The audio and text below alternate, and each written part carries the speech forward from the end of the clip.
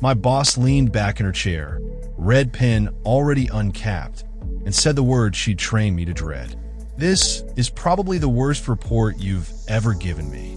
What she didn't know, what made my hands shake under the table, was that every word she was about to destroy was hers. If you've ever had a boss who nitpicked you into self-doubt, if you've ever been humiliated over things that didn't matter, and if you've ever fantasized about the most perfect, undeniable workplace revenge, hit that like button, subscribe, and settle in. Because this one ends beautifully. 19 years ago, I thought I'd landed a career-defining role. That's how it was sold to me, anyway. A high-visibility, mini-project team. Direct exposure to senior leadership. Complex financial operations with real impact. What I actually walked into was a mushroom farm, kept in the dark, fed garbage, and expected to smile while swallowing it. My manager, Paula, ran the team like a dictatorship disguised as professionalism. On paper, she was sharp, decisive, and demanding. In reality, she was insecure, territorial, and cruel in the most bureaucratic way possible. She didn't yell. She didn't swear. She didn't throw tantrums. She did something worse. She dismantled you with a red pen. Every week, I submitted the same type of report.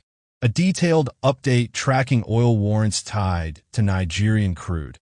High-risk instruments that could trigger massive losses if exercised at the wrong time. The numbers? Always right. The analysis? Double-checked. But none of that mattered. Paula never attacked the substance. She attacked me. This phrasing is sloppy. Why is this paragraph indented differently? Did you even think about the font choice? This sentence should be 3 lines higher.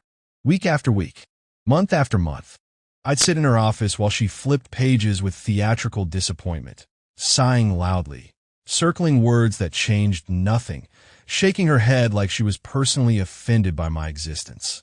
By the 3rd month, my stomach would tighten every time I walked toward her door.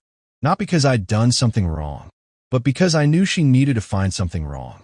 That's when I started looking for an exit. And that's when I found the folder, buried deep in the network drive. Old project files, archived work from years earlier. Paula's work, before she had a team, before she had power. I opened one report, then another.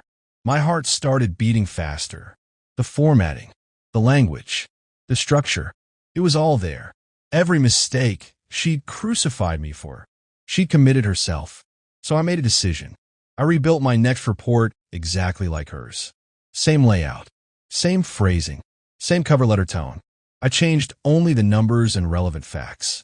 When I handed it to her, I watched her face carefully. She didn't even make it halfway through the first page. "What happened to the old format?" she snapped. I kept my voice calm, neutral. "Well," I said, "we didn't seem to like what I was doing before, so I thought I'd try something different."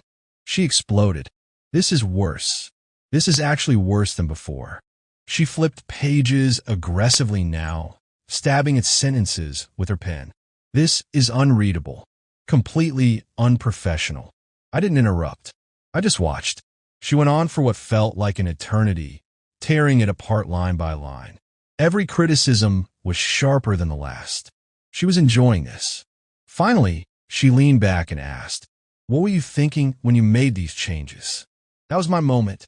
"I used the formatting and language from a similar report you wrote a few years ago," I said. "I found a folder on the network. I used your work verbatim, just updated the data." Then I slid the printouts across her desk. Her reports, her cover letters, side-by-side comparisons. The room went silent. She stared at the pages. Once, twice. Her mouth opened slightly, then closed. For the first time since I'd met her, Paula had nothing to say. I broke the silence gently. "If this is bad," I asked, "should I go back to my old format?" She didn't look up. She signed the report. "Just send it as is," she muttered. I paused. "I just want to confirm," I said carefully. "Less than a minute ago, you said this was unreadable." Her jaw tightened. "We don't have time to redo it," she snapped. "It's fine." So I sent it. And from that day on, the game changed. I quietly archived every piece of her old work I could find, save it locally, organized it. Sure enough, a week later, The network folders disappeared. She knew, but it didn't matter. Every time she tore into a report, I'd calmly reveal it was hers. Every time, the same stunned pause, the same forced sign-off, the same silent rage. Eventually, she confronted me. "Where are you getting these templates?" she asked. "I created SOPs using your previous work," I said. It seemed logical. She never criticized formatting again. I left a few months later on my own terms. And I've never forgotten the look on her face when she realized she'd been ripping herself apart all along. That moment, when the red pen froze mid-air, wasn't loud. It wasn't explosive. It was surgical. Because the worst punishment for someone like Paula isn't being yelled at, it's being exposed. She couldn't argue. She couldn't escalate. She couldn't justify herself. She had only two choices: admit she was wrong, or sign her own words. And she chose silence. That job taught me something important. Some people don't want excellence. They want control. And sometimes the most powerful revenge isn't fighting harder. It's holding up a mirror and letting them see themselves. If this story gave you chills, hit that like button. Subscribe for more real, deeply satisfying revenge stories. And tell us in the comments, what's the most perfectly timed payback you've ever seen or delivered? Because trust me, karma keeps receipts.